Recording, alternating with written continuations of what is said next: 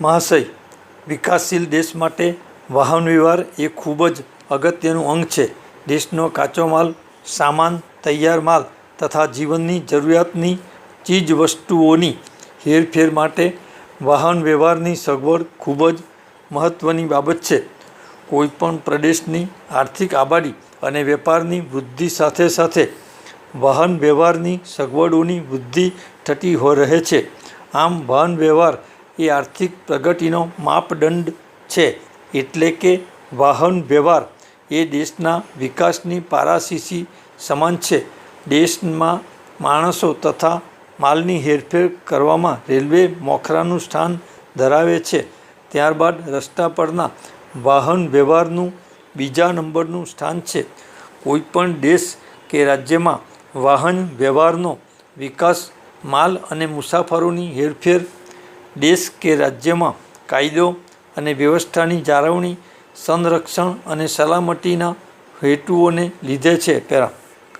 રસ્તા ઉપરના વાહન વ્યવહાર માટે રાષ્ટ્રીય ધોરીમાર્ગો, રાજ્ય ધોરીમાર્ગો, જિલ્લાના મુખ્ય માર્ગો, જિલ્લાના બીજા માર્ગો તથા ગ્રામ માર્ગો ખૂબ જ અગત્યનો ભાગ ભજવે છે. જુદા જુદા ગામડાઓને અગત્યના બજારના કેન્દ્રો સાથે જોડી તેમની આર્થિક વ્યવસ્થામાં ફેરફાર આણે છે અને ગામડાઓના ઉત્કર્ષમાં વધારો થાય છે અને છેવટે તે વિકાસ રાષ્ટ્રના વિકાસમાં પરિણમે છે. દેશના આર્થિક વિકાસની સાથોસાથ રસ્તાઓના તેમજ રસ્તા ઉપર વાહન વ્યવહારનો વિકાસ થાય છે. રસ્તાઓ અને રસ્તાઓ ઉપરના વાહન વ્યવહાર એકબીજાને પૂરક છે અને તે બંને એકબીજાના વિકાસ ઉપર સારી એવી અસર પાડે છે. પ્રથમ રસ્તાઓના વિકાસની વિગતો ઉપર દૃષ્ટિપાત કરીએ. એક સૈકાથી પણ ઓછા સમય પહેલાં ભારતની ગ્રામ વ્યવસ્થા સંપૂર્ણ સ્વનિર્ભર હતી.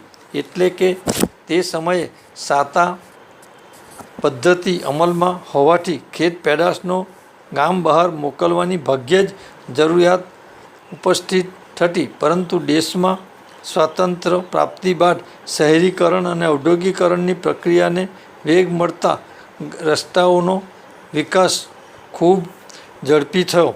આર્થિક ઉન્નતિ માટે માર્ગ વિકાસની જરૂરિયાત વર્તવા લાગી. આઝાદી પહેલાં ગુજરાત રાજ્યમાં સંખ્યાબંધ નાના મોટા દેશી રજવાડા આવેલા હતા. આને પરિણામે સળંગ વાહન વ્યવહારનો અભાવ હતો અને તે સમયે રસ્તાઓના આયોજનો કોઈ ચોક્કસ ઢાંચો ન હતો. સ્વતંત્ર્ય પ્રાપ્તિ બાદ આ રાજ્યોનું વિલીનીકરણ થયું. તે સમયે ગુજરાત રાજ્ય રસ્તાઓની બાબતમાં ખૂબ પછાત હતું. તેથી રસ્તાઓના વિકાસ માટે ચોક્કસ યોજનાઓ અમલમાં મૂકવામાં આવી. Para number 30, page 19.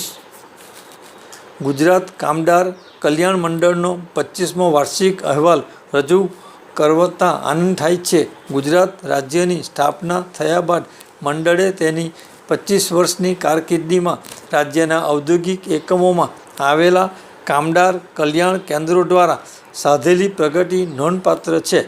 કેન્દ્રની કામગીરી તથા તેનાથી કામદારોમાં પ્રગટેલા ઉત્સાહને કારણે અનેક ઔદ્યોગિક વિસ્તારોમાંથી વધુ અને વધુ કલ્યાણ કેન્દ્રો ખોલવા માટેની સતત માગણી આવ્યા કરે છે. મંડળે તેની આર્થિક મર્યાદામાં રહીને પ્રતિવર્ષ કલ્યાણ કેન્દ્રો તથા ઇતર કલ્યાણ પ્રવૃત્તિઓ વિકસાવતું રહ્યું છે.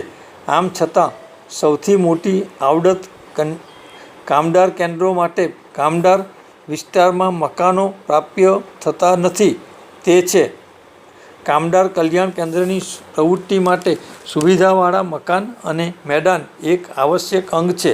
જેથી મંડળીને આશ્રયે ચાલતા કેન્દ્રના મકાનો અંગેની માહિતી ઉપયોગી નીવડશે.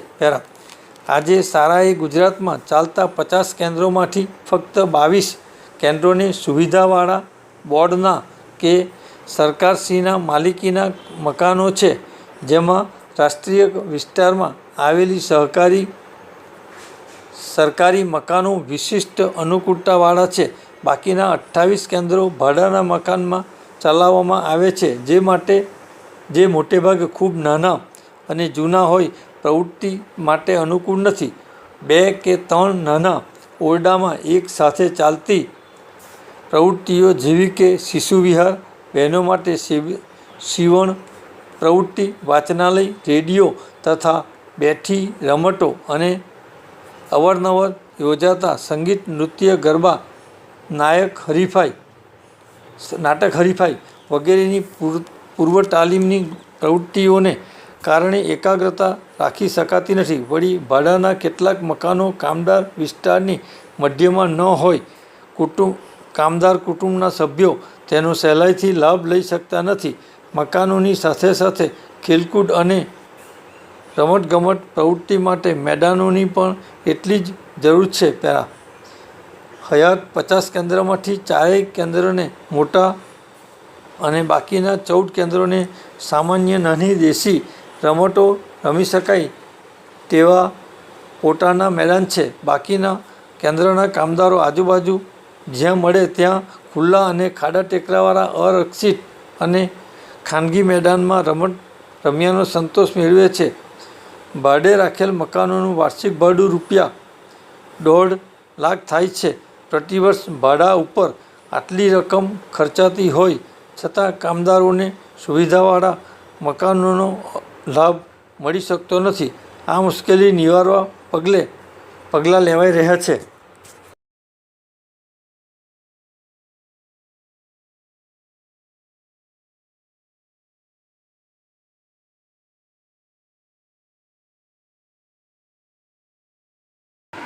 જનતાના કલ્યાણ માટે અપનાવેલ અનેક કાર્યક્રમોમાં નશાબંધીનો એક આવશ્યક કાર્યક્રમ તરીકે આપણા દેશના બંધારણમાં સ્વીકાર કરવામાં આવ્યો છે. જનતાની શારીરિક, માનસિક, સામાજિક, આર્થિક અને નૈતિક ઉન્નતિ સાધવાના મૂળભૂત આદર્શ ઉપર રાજ્ય સરકારની નશાબંધીની નીતિ રચાઈ છે. આજે ભારતમાં ગુજરાત અને મદ્રાસ એ 2 રાજ્યો જ એવા છે કે જ્યાં સંપૂર્ણ દારૂબંધી છે. નશાબંધીના કાર્યક્રમની સફળતા માટે રાજ્ય સરકારે કાયદો કર્યો છે. પોલીસ તંત્ર દ્વારા ગેરકાયદેસર દારૂ ગાળનારાઓને અને વેચનારને શિક્ષા કરી શકે છે, પરંતુ પ્રજાનો સહકાર ન હોય તો તેનો ધાર્યો અમલ થઈ શકતો નથી.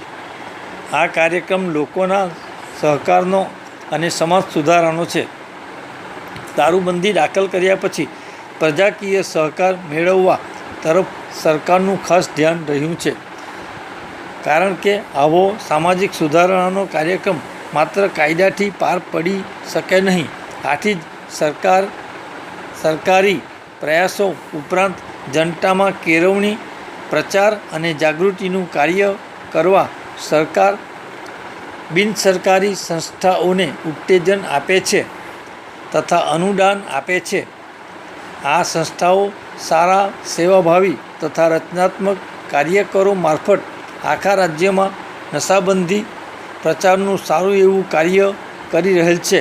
8મી પંચવર્ષીય યોજનામાં નશાબંધી પ્રચારની યોજનાઓ જેવી યોજનાઓ દાખલ કરવામાં આવી છે અને પ્રજાકીય સહકાર હજી વધારે પ્રમાણમાં પ્રાપ્ત કરવા સરકાર જાગૃત છે.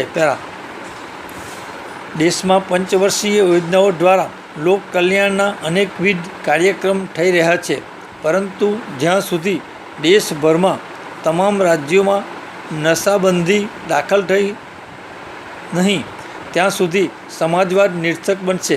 ભારતના નાગરિકોને સુખી કરવા રોજીરોટી, કપડાં, વસવાટ અને શિક્ષણ વગેરે આપીશું, પણ જો તે દારૂની બડીમાં ફસાયા હશે તો તેને મળેલી સગવડો અને સમૃદ્ધિ નિરર્થક છે. ગુજરાતમાં દારૂબંધી હોવાથી ગરીબ, કિસાન, મજૂર તથા પછાત વર્ગ અને આદિવાસી જનતાને ખૂબ ફાયદો થયો છે. એમના આબાદી પાછળ વેડફાતા નાણાં બચી જવા પામ્યા છે અને તેથી તેમનું જીવન ધોરણ ઊંચું આવ્યું છે અને એમનું ગૃહજીવન પણ સુખ, શાંતિ અને સમૃદ્ધિમય બન્યું છે. આજે ગુજરાતમાં નશાબંધીનું વાતાવરણ જામતું જાય છે અને વિદેશોમાં આપણા રાજ્યની નશાબંધીની નીતિ અને તેની સફળતા માટે હાલમાં અપનાવેલ વિવિધ કાર્યક્રમોની સફળતાની પ્રશંસા થઈ રહેલ છે.